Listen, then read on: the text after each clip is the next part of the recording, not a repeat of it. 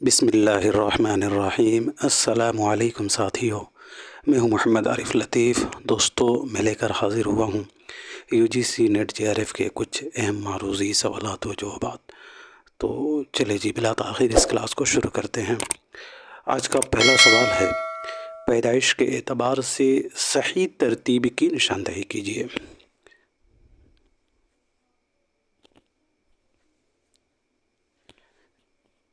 جی، تو سوال نمبر 21 کا صحیح جواب ہوگا دوسرا۔ پہلے آتش، اس کے بعد غالب، مومن اور پھر ارشاد۔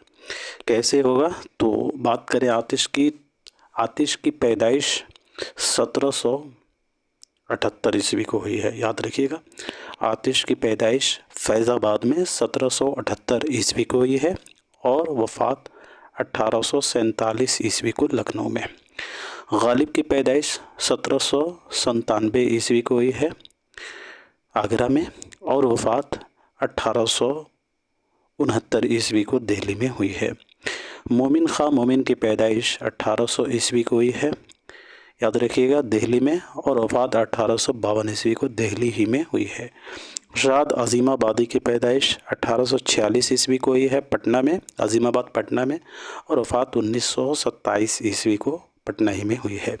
تو آتش کی پیدائش 1778، غالب کی 1797، مومن کی 1800 اور ارشاد کی 1846۔ دوسرا ہمارا زمانی ترتیب درست ہو جائے گا۔ بڑھتے ہیں سوال نمبر 22 کی طرف۔ محمد بن تغلق نے جب دیوگری کو اپنا پایۂ تخت بنایا تو بحکم بادشاہ دہلی کی تمام رعایا دکن کوچ کر گئی، جس کی تفصیل کس کتاب میں ملتی ہے؟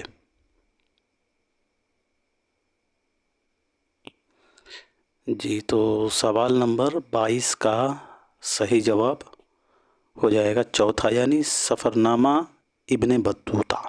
سفر نامہ ابن بطوطہ۔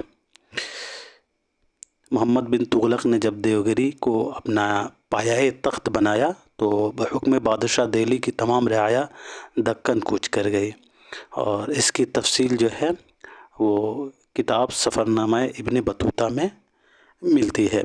بات کریں سفر نامہ ابن بطوطہ کی، تو یہ کتاب جو ہے نو یسندہ محمد بن عبداللہ بن بطوطہ کی ہے، اور اس کا ترجمہ جو ہے محمد علی ہے، یاد رکھیے گا۔ سفر نامہ ابن بطوطہ جو ہے نو یسندہ محمد بن عبداللہ کی ہے، اور اس کتاب کا ترجمہ کرنے والے محمد علی موحد ہیں۔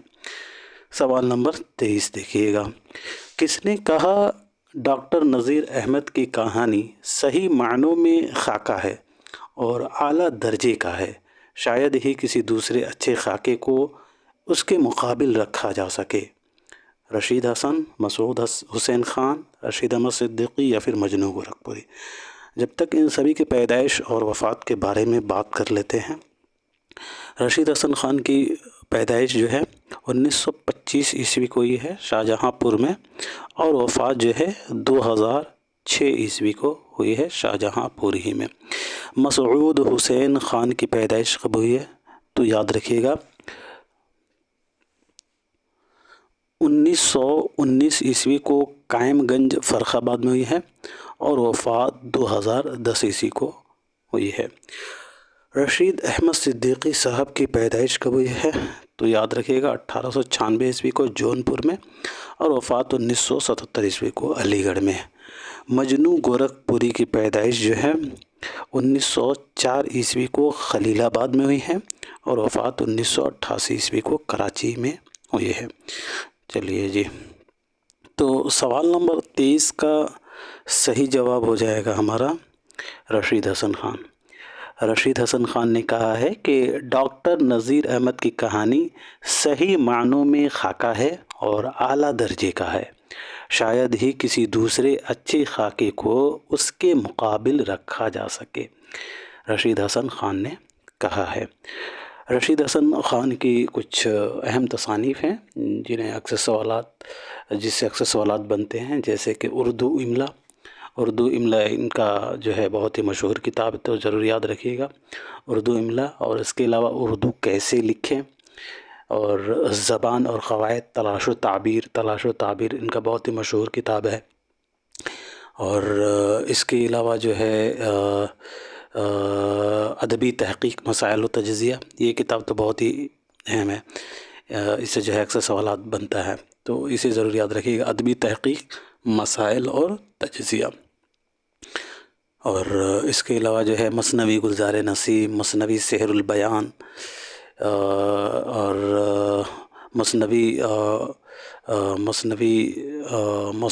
کیا ہے وہ، ایک اور مثنوی ہے کوئی، جی ابھی ذہن میں نہیں آ رہا ہے، تو ہاں داستان ہے فسانہ عجائب اور مثنوی گلزار نسیم اور مثنوی سحر البیان کو انہوں نے جو ہے مرتب کیا ہے. چلیے جی اب بڑھتے ہیں اگلے سوال کی طرف. سوال نمبر 24 ہے، رانی کیتکی کہانی کس زبان میں لکھنے کا دعویٰ کیا گیا ہے؟ جی تو اس سوال کا صحیح جواب ہو جائے گا ہندی. رانی کیتکی کہانی جو ہے وہ ہندی زبان میں لکھنے کا دعویٰ کیا گیا ہے. انشاء اللہ خان انشاء اس کے مصنف ہیں. بات کریں انشاء اللہ خان انشاء کی، تو انشاء اللہ خان انشاء کی پیدائش 1752 عیسوی کو مرشد آباد میں ہوئی ہے، اور وفات جو ہے 1817 عیسوی کو ہوئی ہے. انشاء اللہ خان انشاء کی یہ کتاب ہے رانی کیتکی کی کہانی، اور یہ اردو کی مختصر ترین تبازات نثری داستان ہے. ضرور یاد رکھیے گا، اردو کی مختصر جو ہے یہ داستان ہے. چلیے جی بڑھتے ہیں اگلے سوال کی طرف. ان میں سے کس کی نظمیں عموماً پیغام سے مملو ہوتی ہیں؟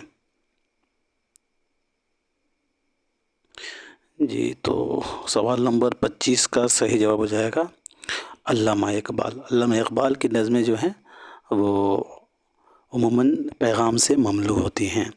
بات کریں اقبال صاحب کی، تو علامہ اقبال کی پیدائش جو ہے 1877 عیسوی کو سیالکوٹ میں ہوئی ہے، اور وفات 1929 عیسوی کو لاہور میں. سوال نمبر 26 دیکھیے گا، کون سا بیان ان میں سے درست ہے؟ پہلا بیان ہے امراؤ جان ادا اردو کا پہلا ناول ہے. دوسرا بیان ہے شمالی ہند کی پہلی مثنوی کتب مشتری ہے. اور تیسرا بیان ہے نکات الشعراء اردو شاعروں کا پہلا تذکرہ ہے. اور چوتھا ہے کربل کتھا دکن کی پہلی نثری تصنیف ہے. جی تو سوال نمبر 26 کا صحیح جواب ہو جائے گا تیسرا اس کا رائٹ آنسر ہو جائے گا نکات الشعراء جو ہے اردو شاعروں کا پہلا تذکرہ ہے. یاد رکھیے گا، نکات الشعراء اردو شاعروں کا پہلا تذکرہ ہے. اور یہ کس زبان میں لکھا گیا ہے؟ آپ مجھے کمنٹ سیکشن میں لکھ کر بتائیں.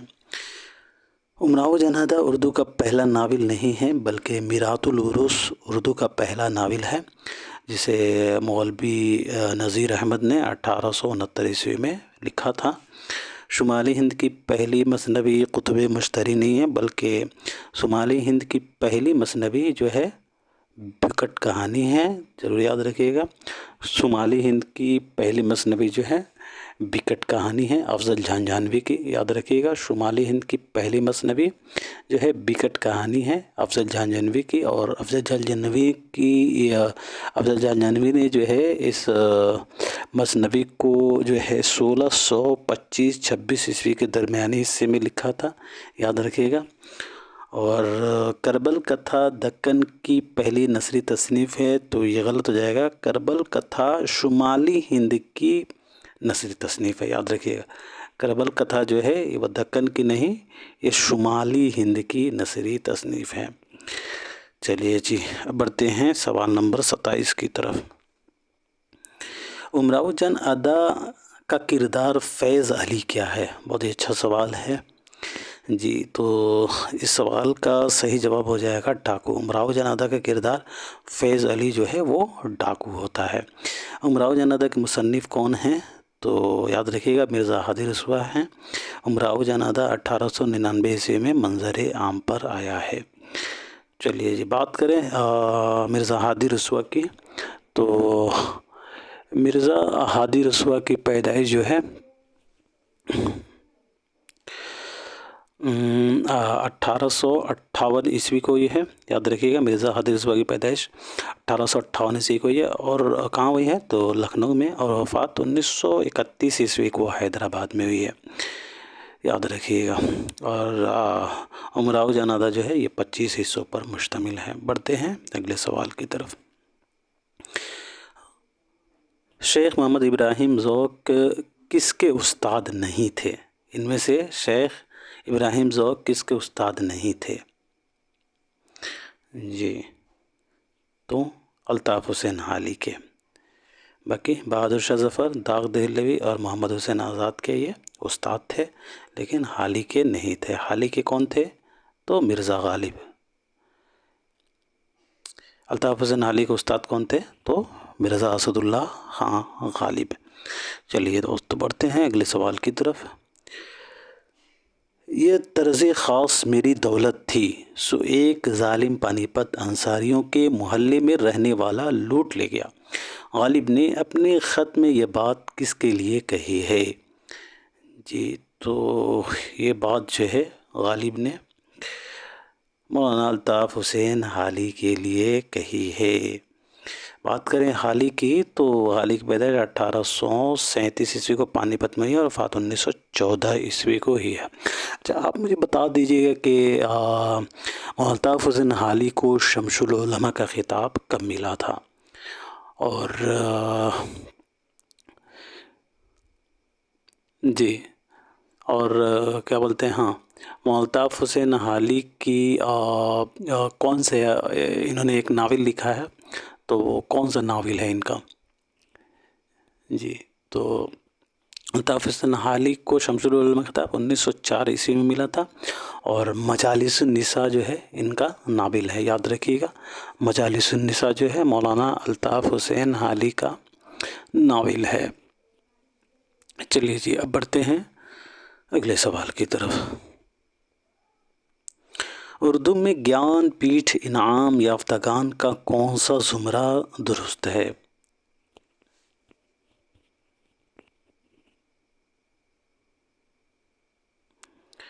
जी, तो सवाल नंबर 30 का सही जवाब हो जाएगा चौथा, दाल इसका राइट आंसर हो जाएगा। फ़राक गोरखपुरी, सरदार जाफ़री और शहरियार। कुर्रतुल आइन, उर्दू में 4 लोगों को ज्ञानपीठ का इनाम मिला है, जिसमें से फ़राक गोरखपुरी, सरदार जाफ़री, शहरियार और कुर्रतुल आइन हैदर हैं। चलिए जी, बढ़ते हैं अगले सवाल की तरफ। सवाल नंबर 31 है, मीर साहब ने एक मसनवी कही, इसमें ख़ुद को अज़दहा और शोरा असर में से किसी को चूहा, किसी को सांप, किसी को बिच्छू, किसी को कनखजूरा और वग़ैरह कहा। उस मसनवी का नाम क्या है?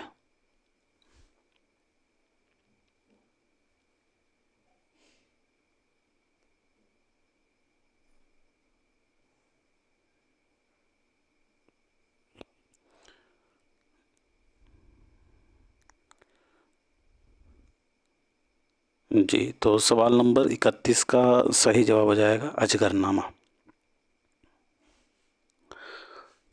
अजगरनामा इसका राइट आंसर हो जाएगा। बढ़ते हैं अगले सवाल की तरफ। अल्लामा इकबाल के वो कौन से उस्ताद थे जिनको इकबाल की वजह से शमसुल उलमा का खिताब मिला था? दाग, अर्नल्ड, मौलवी मीर हसन या फिर मौलाना अल्ताफ़ हुसैन हाली? जी, तो मौलवी मीर हसन की वजह से इनको शमसुल उलमा खिताब। अल्लामा इकबाल के उस्ताद मीर हसन थे, जिनको इकबाल की वजह से शमसुल उलमा का खिताब मिला था। चलिए जी, बढ़ते हैं सवाल नंबर 33 की तरफ। तज़किरा तबक़ातुश शुअरा इनमें से किसकी तसनीफ़ है? कुदरतुल्लाह शौक़, मुस्तफ़ा ख़ान शेफ्ता, शोरश अज़ीमाबादी या फिर फ़तेह अली गुरदैज़ी?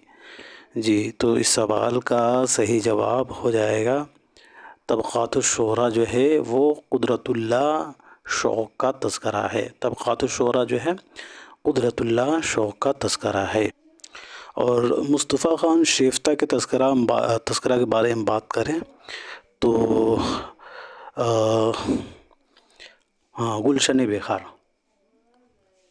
گلشن بختار جو ہے بہت ہی مشہور تذکرہ ہے مصطفیٰ خان شیفتہ کا، اور فتح علی گردیزی کا تذکرہ جو ہے وہ ریختہ گویان ہے۔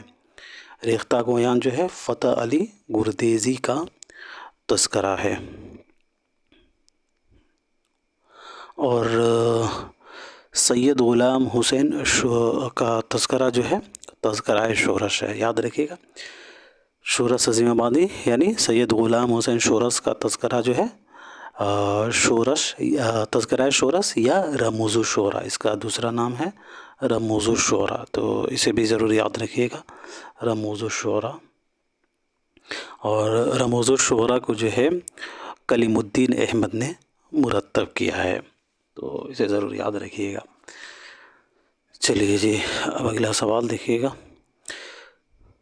تذکرہ طبقات الشعراء ہند۔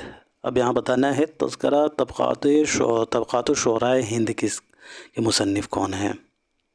وہاں طبقات الشعراء تھا اور یہ ہے طبقات الشعراء ہند۔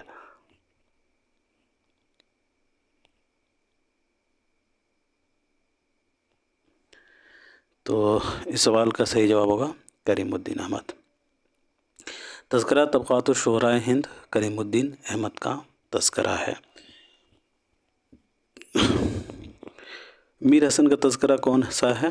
تو میر حسن کا تذکرہ جو ہے تذکرہ شعراء اردو، میر حسن کا تذکرہ ہو جائے گا تذکرہ شعراء اردو، اور تذکرہ طبقات الشعراء ہند کریم الدین احمد کا ہو جائے گا، اور غلام اور شیفتہ کا تذکرہ ہو جائے گا، کون سا تھا شیفتہ کا؟ جی، مصطفیٰ خان شیفتہ کا تذکرہ گلشن بخار ہو جائے گا، اور قدرت اللہ شوق کا ہو جائے گا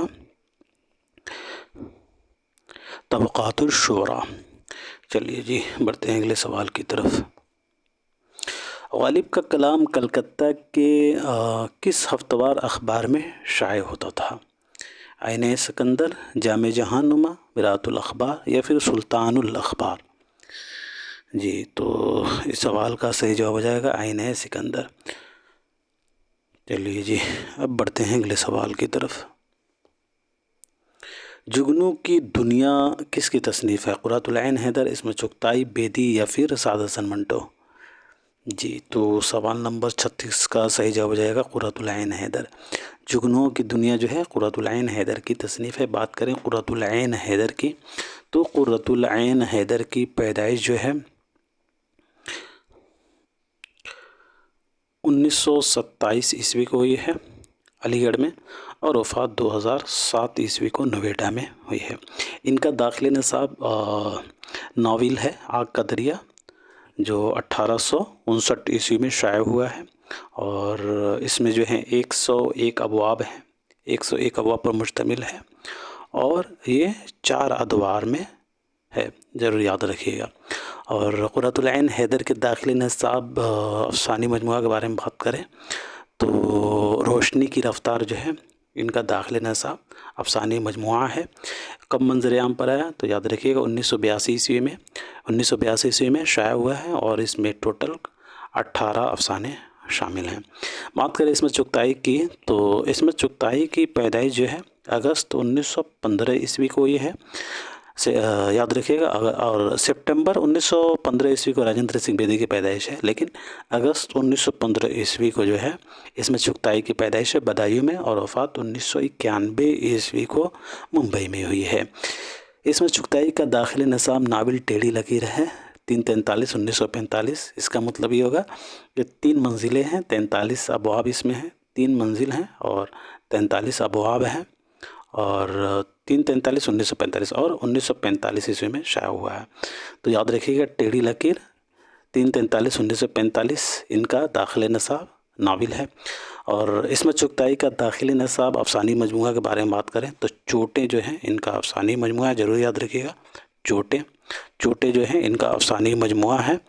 اور چوٹے میں جو ہے عصمت چغتائی کے جو افسانوی مجموعہ چوٹے، اس میں 11 افسانے شامل ہیں، 11 افسانے ہیں اور 3 خاکے بھی ہیں، 11 افسانے، 3 خاکے اور 1 ڈرامہ، تو یاد رکھیے گا۔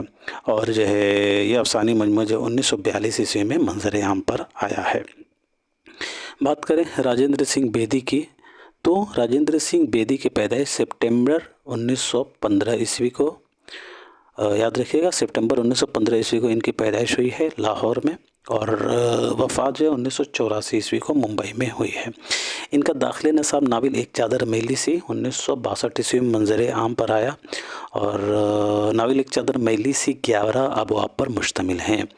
याद रखिएगा राजेंद्र सिंह बेदी का दाखिले नसाब नावल एक चादर मैली सी 11 अबवाब पर मुश्तमिल है। और राजेंद्र सिंह बेदी का दाखिले नसाब अफसानी मजमुआ के बारे में बात करें तो अपने दुख मुझे दे दो, अपने दुख मुझे दे दो इनका दाखिले नसाब अफसानी मजमुआ है जो 1965 ईस्वी में मंजर आम पर आया है। याद रखिएगा। और अपने दुख मुझे दे दो में 9 अफसाने शामिल हैं। मंटो के बारे में बात करें तो सआदत हसन मंटो की पैदाइश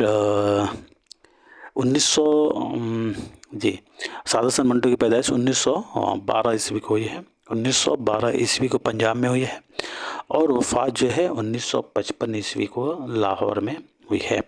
सआदत मंटो का दाखिले नसाब अफसानी मजमुआ ठंडा गोश्त है। याद रखिएगा ठंडा गोश्त से अक्सर सवालात बनते हैं, और ठंडा गोश्त में जो है 8 अफसाने शामिल हैं, 8 अफसाने शामिल हैं। और ठंडा गोश्त अफसानी मजमुआ ठंडा गोश्त 1950 ईस्वी में शाया हुआ है।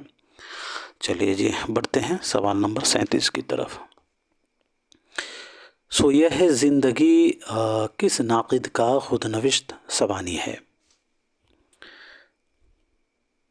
जी साथियों, तो सवाल नंबर 37 का सही जवाब हो जाएगा नज़ीर सिद्दीकी। सो यह है ज़िंदगी नज़ीर सिद्दीकी साहब का खुदनविश्त सबानी है। बढ़ते हैं सवाल नंबर 38 की तरफ।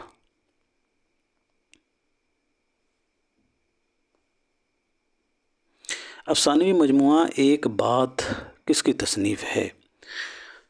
अफसानी मजमुआ एक बात ये इस्मत चुगताई की तसनीफ़ है। बढ़ते हैं अगले सवाल की तरफ। राजेंद्र सिंह बेदी का पहला अफसानी मजमुआ इनमें से कौन सा है? कोकचली, दानावदाम, गरहन या फिर मुक्तिबोध? जी दोस्तों, तो सवाल नंबर 39 का सही जवाब होगा हमारा दानावदाम।